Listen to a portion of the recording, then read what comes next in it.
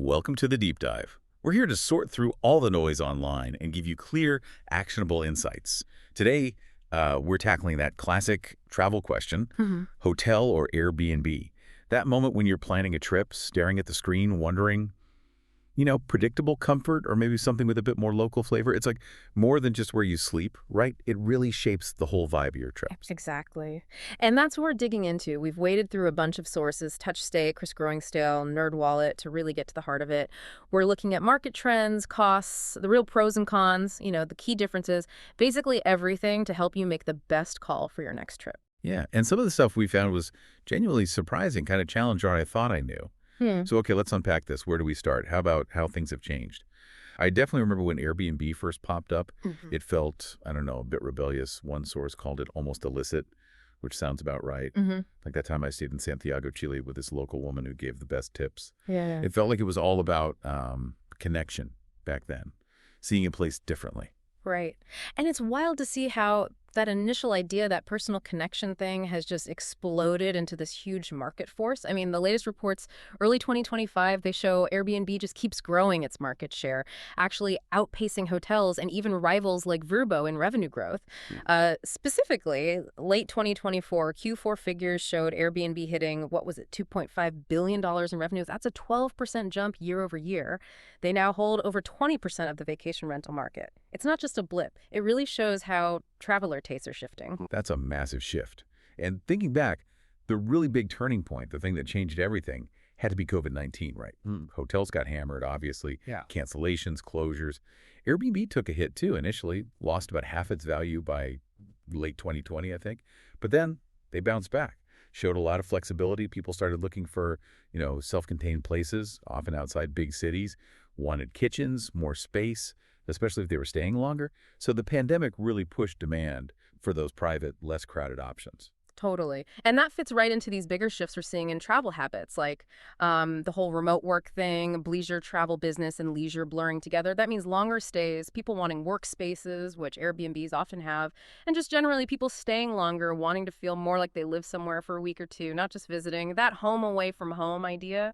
Plus, the desire for unique experiences, something different from a standard hotel room. Airbnb offers that variety. And flexibility, huge now. Both sides have had to adjust cancellation policies because that's what travelers expect.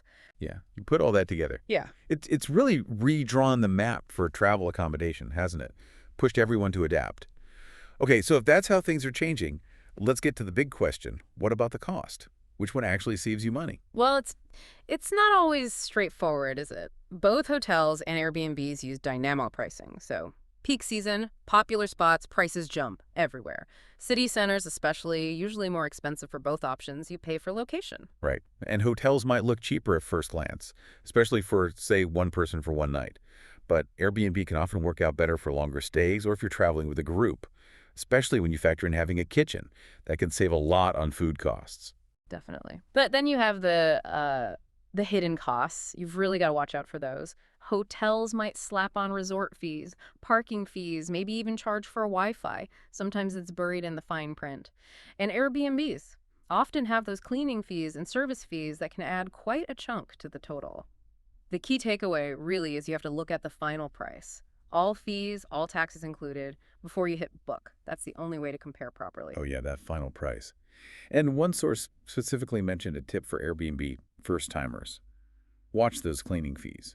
Apparently, some hosts set them really high, like as much as one night's cost, which could totally make a hotel cheaper, even just for one night. You wouldn't expect that. Exactly. It flips the whole calculation sometimes. But there are definitely times when Airbnb makes more financial sense. Like you said, families or groups needing several rooms way cheaper than multiple hotel rooms usually. And being able to cook your own meals, big savings there. Plus, if you want to stay somewhere a bit outside the main tourist zones where hotels are clustered, Airbnb can open up more, maybe cheaper options. Okay, so cost is complicated. Depends on the trip. Which brings us to the core differences, right? The pros and cons. What are you actually getting with each? Right. So let's talk accommodation type and amenities first. Airbnb's big strength here is diversity. You can get apartments, whole houses, yurts, castles, all sorts. often with homey stuff like living rooms, kitchens, dining areas, sometimes laundry. It's more of a residential A feel. distinctive experience, as one Yeah. source put it. Yeah. Hotels, meanwhile, are mostly standardized rooms or suites. Their amenities are usually on-site. Restaurants, pools, gyms, that 24/7 front desk support.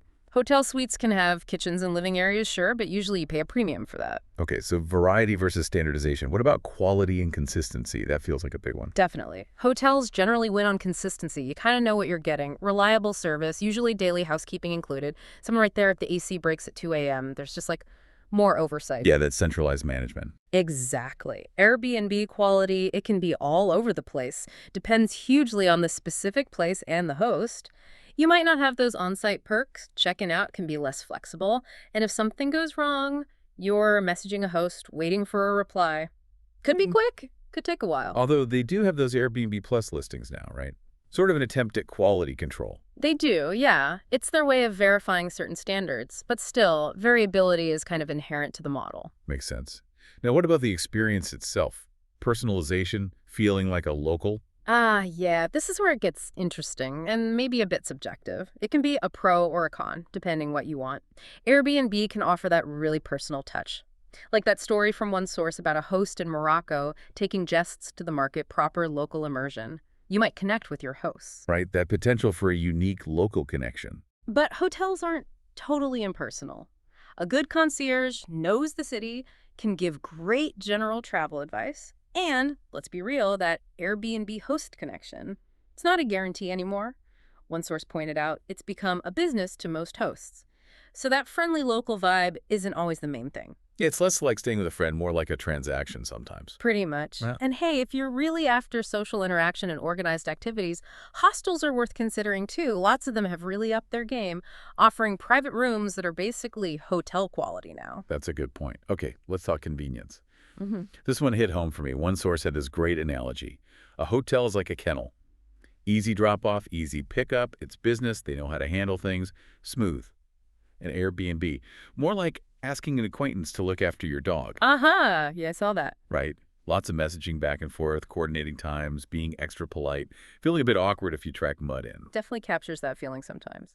And the practical stuff, too. Stricter checking out. Mm. Often, rarely, anywhere to leave your bags before check-in or after checkout. I remember reading about someone having to drive across Windhoek in Namibia just to pick up keys. That's not exactly convenient. No, definitely not ideal. Yet, despite that potential hassle, Airbnb stays often end up being more memorable, don't they? For good reasons, like a great host or finding a hidden gem neighborhood, or sometimes for bad reasons, the place was weird, the host was stranger. But hey, it makes a good story later. True, the stories are often better, win or lose. And there's the comfort factor. The comfort of someone else's home, as one source put it. Having a yard, a proper sofa, a kitchen that actually works, especially for groups or longer stays. One person said living in hotel rooms eats away at your soul, which is maybe dramatic, but I get it for long trips. I totally get that. But then again, hotels usually have better beds, right? Like really good beds. Yeah. And pools, lounges, places to just hang out without feeling like you're in someone else's space. Good point. Better beds is often true. And yeah, those shared hotel amenities are nice if you don't want to feel obliged to chat with a host. Okay, so lots of trade-offs there. Now we should probably touch on some of the more serious stuff. The potential risks and downsides. Yeah, definitely need to cover that. Our sources were pretty clear. A lot more can go wrong with Airbnbs than hotels. It's just the nature of it. We're talking things like last-minute cancellations by the host, nightmare scenario, or problematic hosts themselves, misleading photos or descriptions, finding out the place is in a kind of sketchy part of town. Oh, and the reviews. One source warned that the review system can be a bit gamed. People give 5 stars just to avoid drama or a bad review in return. Exactly. The advice was read them all and read between the lines. Like if a review says the host was very social, maybe it means they wouldn't leave you alone. Huh. Good tip. Need to decode the reviews. Yeah. And Airbnb has tried to address some of the bigger issues, the scams, schemes, and scandals back in late 2019. They talked about verifying all listings, a money-back guarantee, a 24/7 support line. So they're trying to improve safety and trust. They are, but fundamentally, safety is still maybe a slight disadvantage for Airbnb. Hotels are usually in well-trafficked areas, have security, key card access to floors. With Airbnb, safety depends more on the host's setup and the platform's policies, so you need to be vigilant.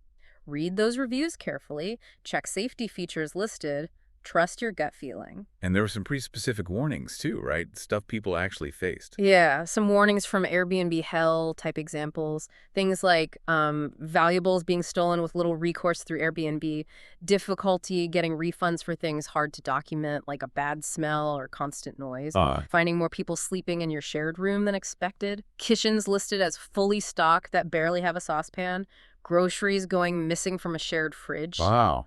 Yeah, trouble documenting issues like parties next door for a refund claim. Airbnb taking its 15% cut even from hosts facing issues, and not being able to leave a review if you have to cancel because the place is awful when you arrive. It highlights the need to be careful. That's a lot to keep in mind. Definitely more potential pitfalls. And shifting gears a bit, there's also the whole community impact discussion. This one gets complicated and pretty heated sometimes. Very. And our sources show different sides, so we'll just lay them out. No taking sides here. Okay, so one concern raised is this idea of hypocrisy. Like someone complaining about housing costs in their own expensive city, say Vancouver, Right. but then traveling somewhere else and staying in an Airbnb, potentially contributing to the same problem there. Right, that's one perspective. But then there's a counter argument. It says, look, an Airbnb guest buys groceries locally, goes to the local coffee shop or barber, maybe brings a bit of life to the neighborhood. And one view we saw argued Airbnbs are often less than 5% of housing stock, and the real issue is big investors buying properties and leaving them empty, not short-term rentals. Okay, so a different take. But then there's the well-documented issue in places like Lisbon, for example, where Airbnbs have been shown to push up rents for locals by taking long-term housing off the market. The argument is, sure, a local would also buy groceries, but now that local can't afford to live there anymore because a short-term rental pushed them out, maybe forcing a long commute. That's the displacement argument, yeah. It's a serious concern in many cities. But then there's another view that says Airbnb is just a scapegoat. This perspective argues the root problems are much bigger. Government policies, taxes on building new homes, high labor costs, tons of regulations, maybe even monetary policy inflating asset prices like housing. Basically saying that even if you clamp down hard on Airbnb, the housing crisis won't disappear because these other factors are the real drivers. So multiple viewpoints all pointing to different potential causes and effects. It's definitely complex. Absolutely. And it's something you might want to consider just thinking about the wider ripple effects of your travel choices. Definitely food for thought. Okay, let's bring it back to the practicalities. How can you maximize value, and what are the final decision points? Right. One area where hotels usually have a clear edge is loyalty programs and earning free stays. Hotels have established programs, co-branded credit cards, elite status perks. Think free breakfast, room upgrades. That can add up to serious value, outsized value, as one source called it, like getting a free night fairly easily or a suite upgrade. Yeah, those points can be really valuable. What about Airbnb? You can sometimes use general credit card points as a statement credit against an Airbnb booking, or maybe you earn some airline miles depending on partnerships. But generally, it's not as lucrative. There isn't really an equivalent to the dedicated hotel loyalty schemes. Okay, so for points collectors, hotels often win. Which brings us to the final verdict, I guess. To Airbnb or not to Airbnb? And the answer really is, there's no single better option, is there? It completely depends on you and what you prioritize for that specific trip. The key things to weigh up are how long are you going for, who are you traveling with, what's your budget, what level of service do you want, consistent and staffed, or more independent and variable. Right. You need lots of space and a kitchen. Yeah. Or are on-site things like a pool and restaurant more important? Exactly. And finally, what kind of experience are you after? That unique, maybe slightly unpredictable local immersion, or the reliable, standardized comfort of a hotel? It really boils down to knowing what you want. And as one source stressed, fully understanding what's being offered before showing up at the door. That seems key to avoiding disappointment.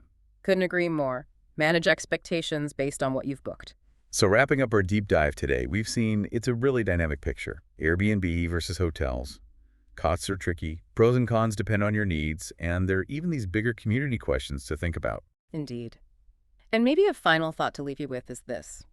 Now that you have this whole spectrum of choices, how much does the story you want to bring back influence your decision? Are you looking for the smooth, predictable comfort narrative of a nice hotel? Or are you hoping for that potentially messy, maybe amazing, definitely unforgettable tale that an Airbnb stay might offer? What kind of memory are you actually trying to create on this trip? That's a great question to reflect on. Thanks everyone for joining us for this deep dive into where to stay when you travel. Until next time, travel smart.